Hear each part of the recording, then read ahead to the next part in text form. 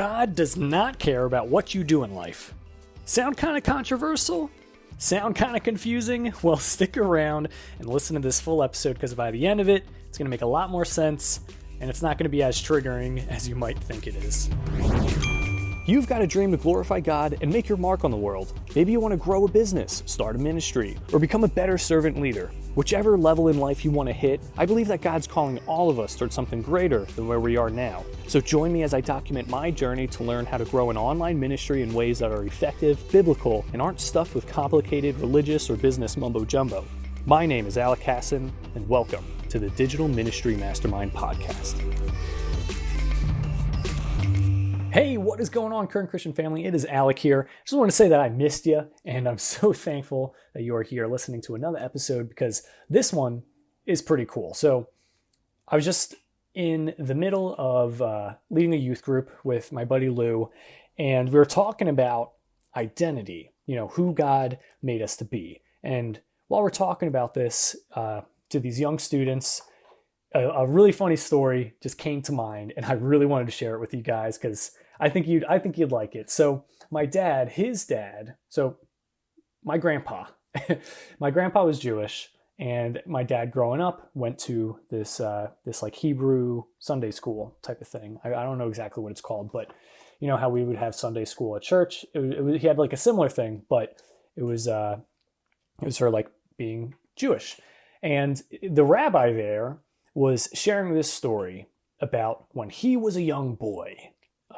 He really looked up to Moses because in Hebrew culture, Moses is the Jesus to our Christianity, if that makes sense. So if you got kids today who really look up to Luke Skywalker or Tony Stark from Marvel, he was looking up to Moses. So this young rabbi was all focused on being more like Moses and wanted to talk like Moses because he was like, oh, if I can be like Moses, then God would like me.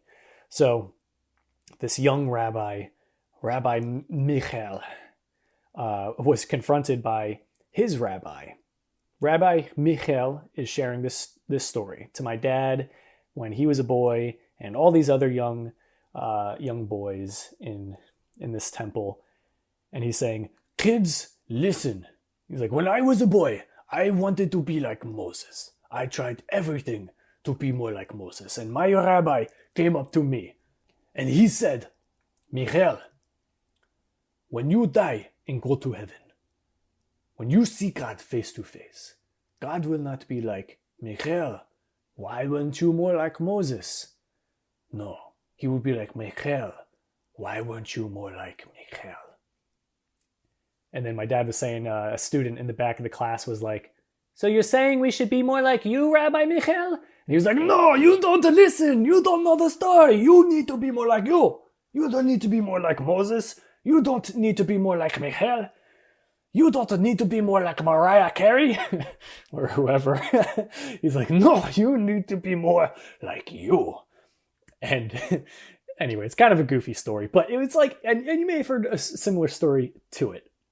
But the thing that's awesome is that it really drives home that like God made you to be you.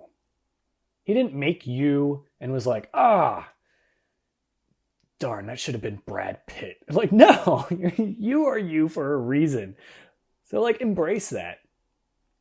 And the thing that's sad is like a lot of us have been sold that we can't be more like us. We got to buy this product to be more like this other person, to be more liked, to be more extroverted, to be more funny. And I know I struggled with the funny thing for a while. I was not funny at all. And I couldn't settle for handsome, so I decided to get into writing and drawing or something. Anyway, but anyway, you gotta be more like you. And the thing that's pretty cool is we are seeing these similarities of our spiritual walk and how it lines up with our vocational walk. And what do I mean by that? So nowadays, businesses, you in the past, you may have been able to put on your job resume, like, I am really good with Microsoft Excel. And they're like, holy crap, this is amazing. Let's hire this guy. But nowadays, It doesn't matter if you're good at Excel, if you can do backflips on one hand. They want to know, who are you as a person? Because companies are really, really looking into company culture now. Because it's like, yeah, sure, Rodney from accounting is really good at using Excel, but you know what he's not good at? Working with people. So everyone in the job, everyone in the company avoids Rodney because he's not good with his people skills. And Rodney, I'm just making this name out. So if someone out there is named Rodney listening to this, I'm not targeting you, man. I'm sure you're great at Excel and working with people, but just using this fictional name as an example. Because when you put things on your job resume, it's not just like what skills you bring to the table, but it's also like you as an individual, what do you bring to the team? Because at the end of the day, like when all the hard work and stuff is done, what's left at that company is the people working there. So it's not just this big faceless entity where you just kind of crunch in some numbers and then something just gets spit out. It's like, no, you're working with people and you're selling products or you're providing services to people with emotions. And companies that aren't able to really hone in and create a thriving company culture, you know what happens to those companies? They don't do well. So if you were to try to get into something like Microsoft or Facebook, sure, you could provide a lot of great credentials, but that'll only take you so far, because if someone else has better credentials, you know what? They'll get picked. But if you offer something unique, something that they can't copy, something that is specifically yours, then guess what? No, you are like the diamond in the rough. Like no one can compete with that. And the unique thing that you offer is who God made you to be. Because also at the end of the day, at the end of the work, the job you have, the tasks you got to get done, if those things were to be taken away from you, you know what you still have? You. And what's sad is there's a lot of people who get the job, they get the tasks done, they make the more money, and then what they're left with is just themselves, and they're not too sure what to do with that.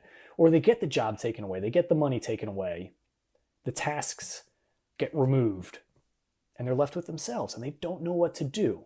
And it's crazy because when we move on from this life and we go to heaven, the only thing we're bringing with us is us. So we're not going to have that job. We're not going to have that title. We're just going to be us. We're just going to be there in heaven with God, walking around with Jesus. And if you get there and you don't know who God made you to be, things are going to be a bit awkward, because you got people who are going to be there just fully embracing who they are. And then it's like, oh man, they don't do taxes up here. I don't know. I can't crunch no numbers up here. It's like, what am I going to do? There's no fires to put out. Everything is going good. I'm just me. And that might be kind of scary. And if you're listening to this and it's like kind of pulling on some strings and it's making you reflect, and it's really having you think like, maybe I should focus a bit more on understanding who God made me to be than focusing on what I need to do, then you should probably listen up, because like this topic, this whole thing of being a human being is the foundation of like so much of the stuff that I write and talk about in the Planting Your Purpose book. And it's truly like that first step to really understanding and embracing this person that God made you to be. It's not just this is how Jesus behaved, therefore you got to behave like this. It's like, no, like, all right, like, first of all, Jesus is a multifaceted man. He's a very intricate person. Like, not only is God himself like this whole like 3-in-1, like I can't even, the Trinity, like I can barely even really fully comprehend that, let alone like, just Jesus as a human being. Like you listening to this are an intricate person. Jesus is a totally intricate person as well. So like there are certain traits about Jesus that are going to resonate more with you than it might with somebody else. And you should embrace that. And that in the Planting Your Purpose book dives deep into that. It's not just, oh, here's some characteristics that you should implement. It's, here are characteristics that we find in Jesus's character. And then we explore your story as well. Because just how like in a sitcom or something, when you learn the backstory of an individual, you begin to see like, oh, this is why they are the way they are. And planting your purpose goes into that as well. It's like you begin to understand like why you do the things that you do in light of who God made you to be. So it's like both this understanding of where you are now, but also like where God is trying to get you to go in the future. Because if you're not fully tapping into like who God made you to be, it would be similar to like having a phone and using it as a paperweight. You know, like whatever device you're listening to this podcast to right now, if you were to just use it as a paperweight, it would totally undermine all the hard work that all the people put into to make that device. But it also undermines the potential that that thing has. And if that can happen just with something as simple as, you know, they make these devices every day. Like there's something new that comes out every single day. But there was only one of you that got made once. So if you could think of like, wow, I would really be undervaluing this device that I have if I only used it as a paperweight. Think about that. It's like, oh, I'm only using myself in this certain way. It's not even being used fully to the capabilities of who God made me to be. It's like, that is like, that's something that should like kind of shake you to your core. And if it is, you get this book. Like if you go to plantingyourpurpose.com, you're able to get it totally for free. You just pay for the shipping and it comes like right to your door. There's some amazing bonuses on there as well. And it's truly one of those things that's going to really radically transform your life. Because if any of this stuff at all like has hit any type of like heartstrings in there, or you're like, this is good, or like, you know what, I have some of that, but I really like to dive a bit deeper into really knowing who God made me to be, then it's like, this is that divine intervention right there. Like I recommend you definitely get that. And there may even be some people in your life as well. And I'm not gonna make this whole end thing like a pitch spiel into selling the book, but like you maybe have a friend that comes to mind when you're hearing this, and you can get this as a gift for them too. I know people who are doing that, and they're impacting their friends' life and their family's lives, and you could be the person who's doing that. So yeah, just as as I wrap up this episode, I just want to like emphasize that just how crazy it would be to use like a car or your phone just as a paperweight. It's what's crazier is you might just be using your life to be something that someone else said it should be instead of who God made you to be. So if any of this has resonated with you, or if you got some type of nuggets of gold or some wisdom from it, please, I invite you to subscribe to this podcast, show your support. And if anything in here is something that you think would really like help someone else on their journey and their walk with Jesus, or any of these prior episodes you thought was helpful, then I invite you to share this with those peeps, those homies of yours as well. And hey, God's calling all of us towards something greater than where we are now. And I just want to thank you so much for listening to this episode, and I will see you in our next episode. Are you a Christian leader looking to develop the skills needed to maximize the fruitfulness in your daily walk with Christ? Do you want to overcome the burden of not living life to the fullest and fully step into your God-given calling? If you do, then you should get a copy of my book, Planting Your Purpose, a 20-day guide to discover God's calling. It's not just another devotional book. Planting Your Purpose is your 20-day guide that will provide you with the strategies, tools, and insights to turn things around immediately. You will learn how to avoid the top 5 mistakes Christians make when pursuing their calling in life. You'll develop more joy in your walk with Jesus and unlock the secrets to mastering integrity. And by the end of 20 days, not only will you know your calling, but you'll have an even greater sense of fulfillment and confidence in your life. Everywhere, Christians are raving about this amazing new guide to discover their God-given calling. Get your copy by clicking the link in the show notes or by going to plantingyourpurpose.com. That's plantingyourpurpose.com.